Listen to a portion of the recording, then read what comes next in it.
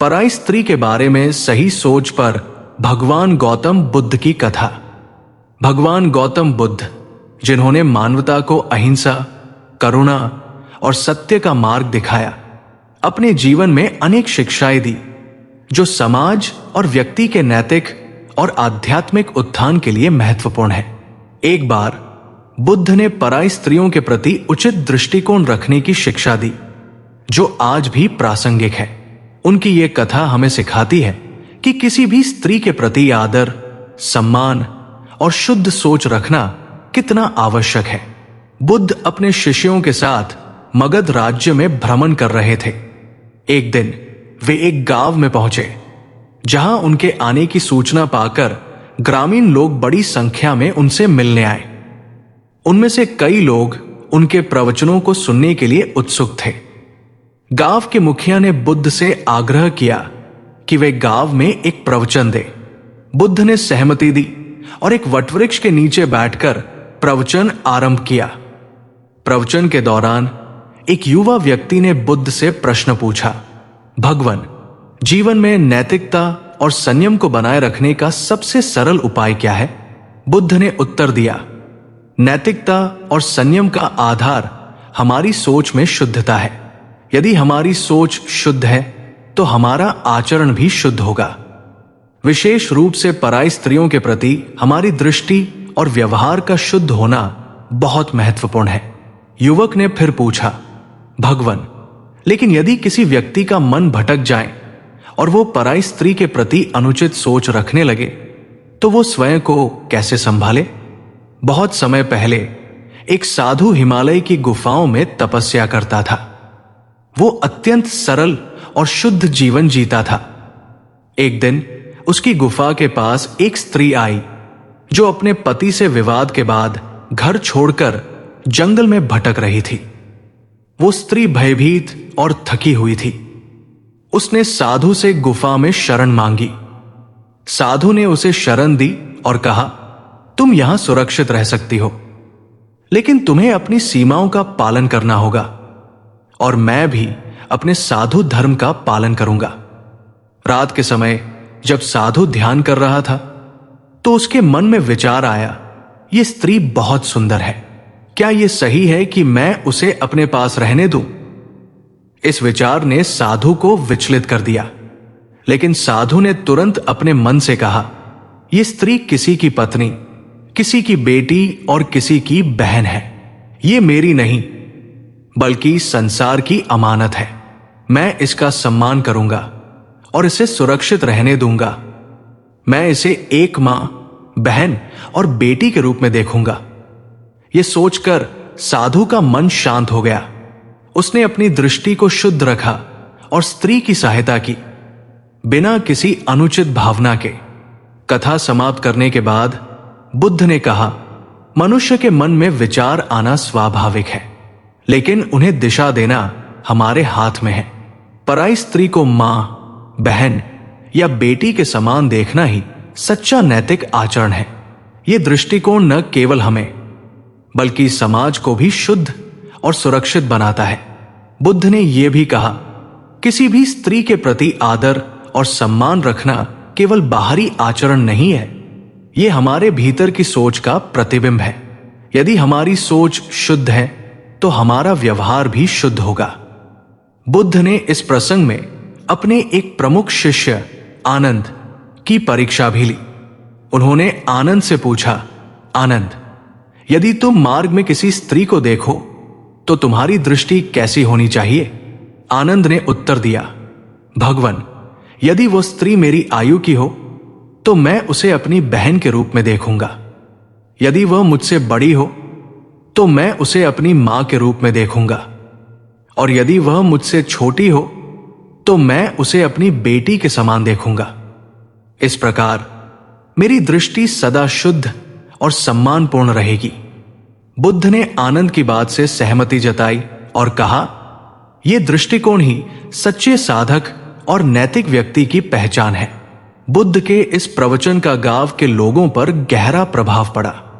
उन्होंने न केवल पराई स्त्रियों के प्रति सम्मानजनक दृष्टि अपनाने की ठानी, बल्कि अपने परिवार और समाज में भी इस संदेश को फैलाने का संकल्प लिया। बुद्ध की ये शिक्षा हमें बताती है कि पराई स्त्रियों के प्रति हमारे विचार और व्यवहार केवल हमारी व्यक्तिगत नैतिकता को नहीं दर्शाते, बल्कि ये समाज की शुद्धता और सुरक्षा का आधार भी है। भगवान बुद्ध की ये कथा हमें सिखाती है कि किसी भी स्त्री के प्रति आदर और सम्मान रखना न केवल नैतिक कर्तव्य है, बल्कि ये हमारी सोच और आत्मा की पवित्रता का प्रमाण भी है। पराई स्त्रियों को अपनी माँ, बहन या बेटी के रूप में देखने का दृष्टिकोण अपनाने से हम न केवल अपने मन को शुद्ध रख सकते हैं, बल्कि समाज में एकता, सम्मान और सद्भाव भी स्थापित कर सकते हैं। इस प्रकार बुद्ध का संदेश हमें ये याद दिलाता है कि शुद्ध विचारों और नैतिक आचरण के साथ ही हम अपने जीवन को सच्चे अर्थों में सार्थक बना सकते हैं। पराई स्त्री के प्रति आदर और समाज का निर्माण। बुद्ध के प्रवचन के बाद गांव में यह चर्चा होने लगी कि इस शिक्षा को कैसे जीवन में उतारा जाए। गांव के मुखिया ने बुद्ध से निवेदन किया, भगवान, आपके उपदेश ने हमारे हृदय को छू लिया है, लेकिन हमें यह समझाइए कि यह शिक्षा केवल व्यक्तिगत स्तर पर ही नहीं, बल्कि समाज के हर वर्ग में कैसे प्रभावी हो सकती है। बुद्ध ने उत्तर दिया, इस शिक्षा का आधार यह है कि हम अपने मन को संयमित करें और दूसरों के प्रति प्रेम और करुणा का भाव रखें। यदि हर व्यक्ति पराई स्त्री को मां, बहन या बेटी के रूप में देखने का अभ्यास करे, तो समाज में सद्भाव, सुरक्षा और आदर का माहौल बनेगा। यह केवल एक व्यक्ति की जिम्मेदारी नहीं है, बल्कि पूरे समाज का दायित्व है। 3 दृष्टिकोणों का महत्व। बुद्ध ने आगे कहा, पराई स्त्रियों के प्रति सही दृष्टिकोण रखने के 3 मुख्य पहलू हैं। सोच का शुद्धिकरण। हमारा मन स्वाभाविक रूप से विचार उत्पन्न करता है, लेकिन उन विचारों को सही दिशा देना हमारा कर्तव्य है। यदि मन भटकता है तो हमें यह ध्यान रखना चाहिए कि वो स्त्री भी किसी की मां, पत्नी या बेटी है। ये सोच हमें अनुचित विचारों से बचाएगी। सम्मान और करुणा। हर व्यक्ति के जीवन में समस्याएं और चुनौतियां होती हैं। स्त्रियां भी इन्हीं समस्याओं से गुजरती हैं। उनके प्रति सहानुभूति और करुणा रखना ही सही व्यवहार है। स्वयं का अनुशासन। केवल बाहरी व्यवहार को नियंत्रित करना पर्याप्त नहीं है। हमें अपने मन, वाणी और कर्म को भी संयमित करना चाहिए। यदि हम मन में शुद्धता लाते हैं तो हमारा आचरण स्वतः शुद्ध होगा। बुद्ध के उपदेश के प्रभाव से गांव के लोग अपनी सोच और व्यवहार में बदलाव लाने लगे। उन्होंने अपनी बेटियों को पढ़ाने और उनकी सुरक्षा का ध्यान रखने का संकल्प लिया। गांव की महिलाएं भी इस परिवर्तन से प्रेरित हुई और उन्होंने कहा, यदि पुरुष हमारे प्रति सम्मानपूर्ण दृष्टि रखेंगे तो हमें भी उनके साथ समानता और आदर का व्यवहार करना चाहिए। गांव में धीरे धीरे एक ऐसा समाज विकसित हुआ जहां हर व्यक्ति एक दूसरे का सम्मान करता था। स्त्रियों को वो आदर और स्थान मिलने लगा जिसकी वे अधिकारी थी। राजा के दरबार में बुद्ध का संवाद। कुछ समय बाद मगध के राजा बिंबसार ने बुद्ध को अपने दरबार में आमंत्रित किया। राजा ने उनसे पूछा, भगवान, आपने पराई स्त्रियों के प्रति आदर और शुद्ध दृष्टि रखने की शिक्षा दी, लेकिन क्या यह संभव है कि हर व्यक्ति इस शिक्षा का पालन कर सके? बुद्ध ने मुस्कुराते हुए कहा, हे राजन, यह संभव है यदि लोग अपने मन को नियंत्रित करना सीख ले। मन ही हर अच्छे और बुरे कर्म का मूल है। यदि मन शुद्ध होगा तो आचरण भी शुद्ध होगा, लेकिन इसके लिए शिक्षा, ध्यान और आत्मसंयम आवश्यक है। राजा ने बुद्ध से निवेदन किया, क्या आप मुझे यह सिखा सकते हैं कि अपने मन को कैसे नियंत्रित करें? बुद्ध ने राजा को ध्यान की विधि सिखाई और कहा, ध्यान के माध्यम से हम अपने विचारों को पहचान सकते हैं और उन्हें नियंत्रित करना सीख सकते हैं। पराई स्त्रियों के प्रति आदर रखना केवल बाहरी आचरण नहीं है, यह हमारे मन का प्रशिक्षण है।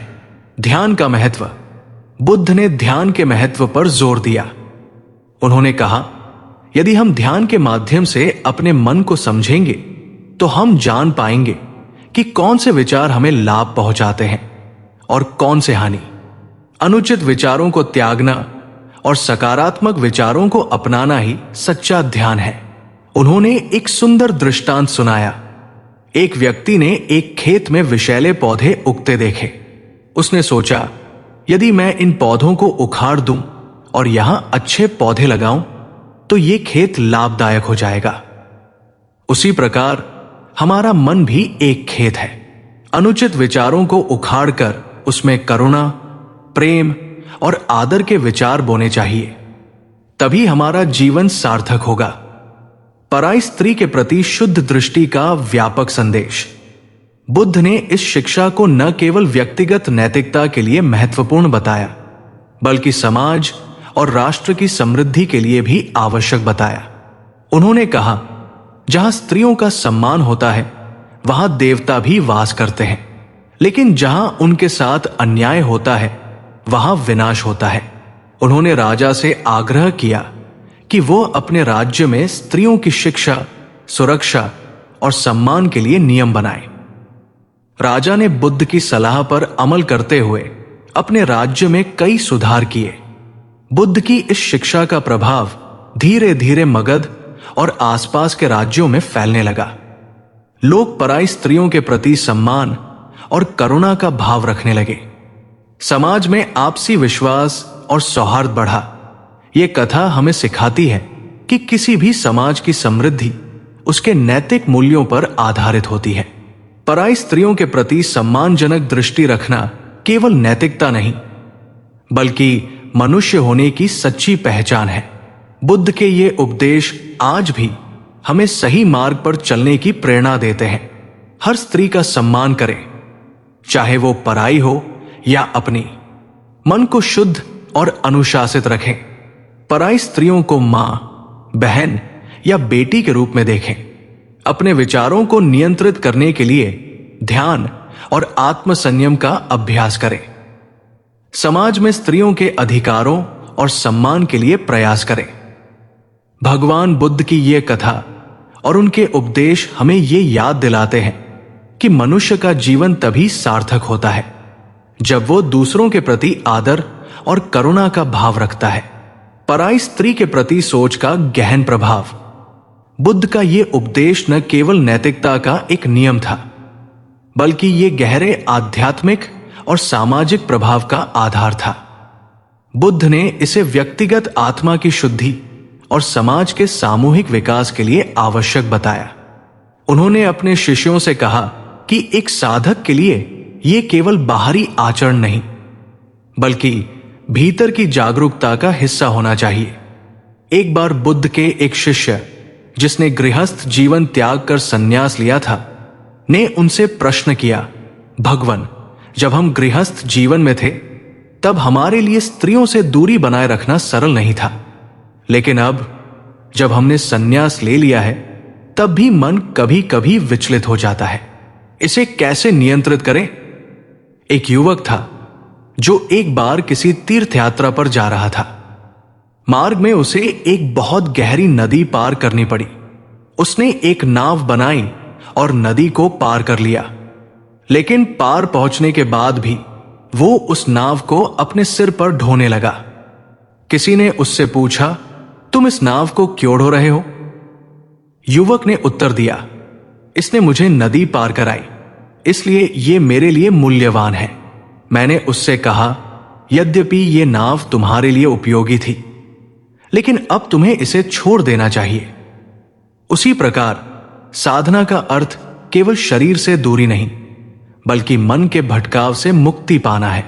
स्त्री का सम्मान करना और उसे अपनी मां, बहन या बेटी के रूप में देखना इस मन को नियंत्रित करने का सबसे प्रभावी तरीका है। बुद्ध ने अपने शिष्यों और अनुयायियों से यह भी कहा कि इस शिक्षा का पालन केवल सन्यासियों के लिए नहीं है, बल्कि गृहस्थ जीवन जीने वालों के लिए भी उतना ही महत्वपूर्ण है।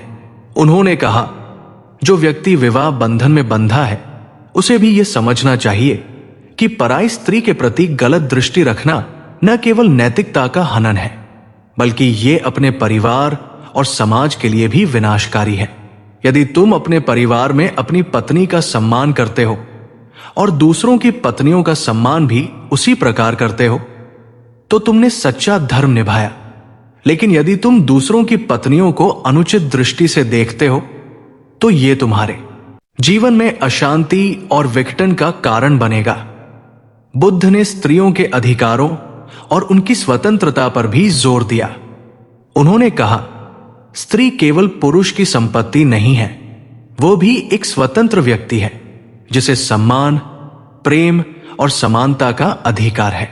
उनके समय में समाज में स्त्रियों को अक्सर उपेक्षित और अधीनस्थ माना जाता था। बुद्ध ने इस मानसिकता को बदलने का प्रयास किया। उन्होंने कई स्त्रियों को अपनी संघ में शामिल किया और उन्हें शिक्षा और ध्यान का अधिकार दिया। जैसे एक नदी केवल अपने लिए नहीं बल्कि पूरे क्षेत्र के लिए उपयोगी होती है, वैसे ही स्त्री भी केवल परिवार के लिए नहीं बल्कि पूरे समाज के उत्थान के लिए महत्वपूर्ण है। उसे शिक्षित और सशक्त बनाना समाज का कर्तव्य है। बुद्ध ने अपने जीवन के अंतिम वर्षों में इस शिक्षा को और गहराई से समझाया।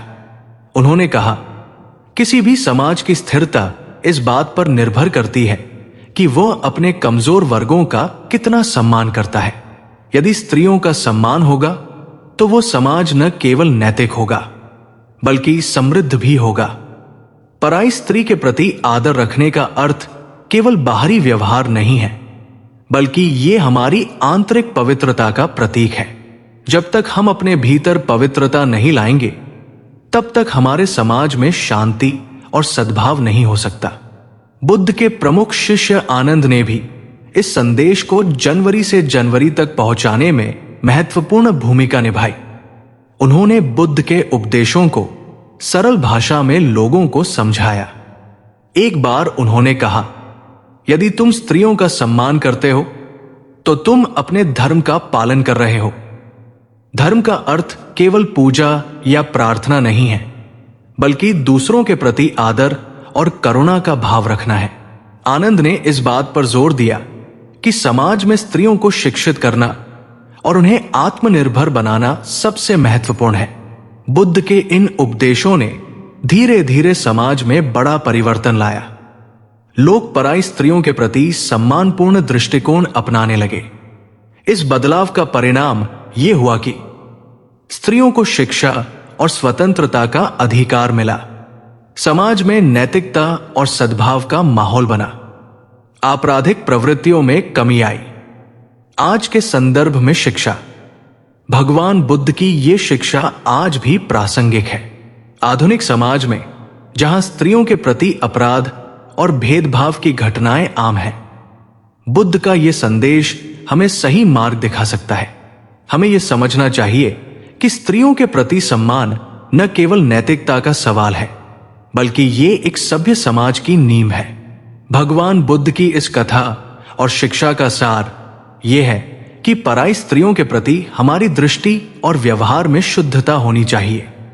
हमें अपने मन को अनुशासन में रखते हुए स्त्रियों को मां, बहन और बेटी के समान आदर देना चाहिए। यह शिक्षा केवल व्यक्तिगत शुद्धि का साधन नहीं है, बल्कि समाज और राष्ट्र के कल्याण का मार्ग भी है। इस प्रकार यदि हम बुद्ध के इस उपदेश को जीवन में उतार लें, तो हम न केवल अपने जीवन को श्रेष्ठ बना सकते हैं, बल्कि समाज को भी नैतिकता और समानता का आदर्श बना सकते हैं। तो दोस्तों, आपको हमारी ये वीडियो कैसी लगी, इसे लाइक करें